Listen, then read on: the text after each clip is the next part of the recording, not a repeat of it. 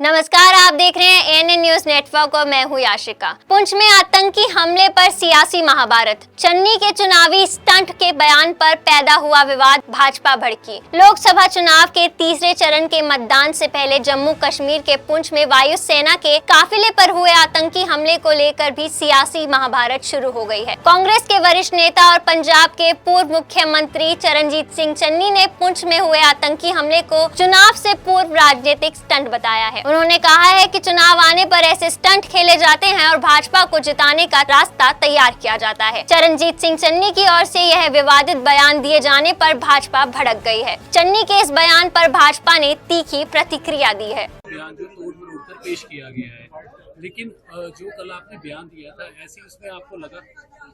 मैं ये कह रहा कि जो देश का जवान फौजी है, हमें उस पर गर्व है और हम उस पर मान करते हैं। वो हमारी रक्षा करता है, रात को भी बर्फ में भी वो रातों को भी बैठता है और हमें सुरक्षा देता है। हम उसका सत्कार करते हैं, उसका कोई भी देन नहीं दे सकता।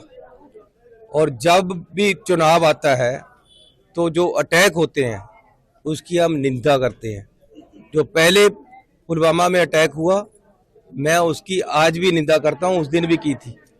और जो अब अटैक हुआ, मैं उसकी आज भी निंदा करता हूँ, उसके दिन भी की थी। और जिन्होंने अटैक किया उनकी शनाख्त करके उनको ठोकना चाहिए। ये मैं पहले भी कह चुका हूँ, आज भी कहता हूँ।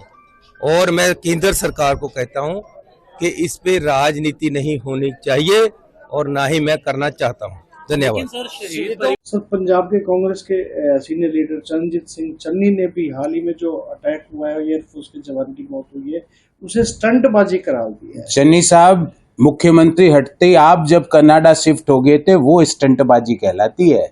किसी व्यक्ति की शहादत पर आज एक एयरफोर्स का जवान शहीद हुआ, उसका परिवार आपकी बात सुन रहा होगा चन्नी साहब, तो आपको कोस रहा होगा कि देश के राजनेता इस तरह की हल्की बात आज देश के सामने कर रहे हैं। आपके पास क्या सबूत है? एक व्यक्ति ने देश के लिए अपनी शहादत दे दी, चन्नी साहब कह रहे हैं ये स्टंटबाजी है।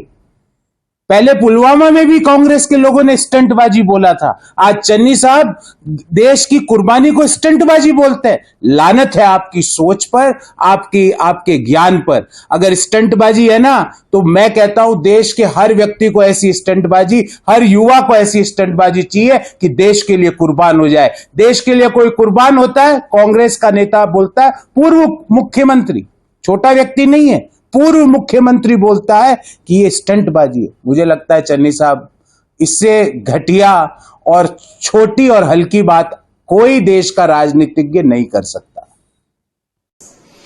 This is yet another evidence of how Congress party puts party interest and vote bank interest above national interest and is willing to give even clean chit to Pakistan on issue of 26/11 and on issue of terrorism.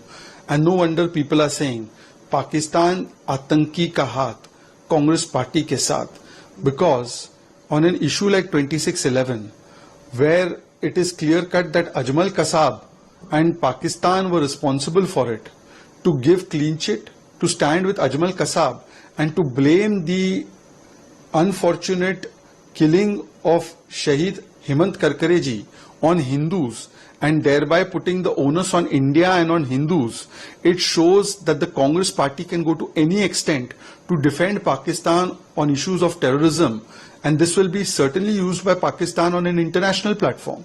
Just because you have problem with BJP and Modi, will you now compromise issues of national interest and national integrity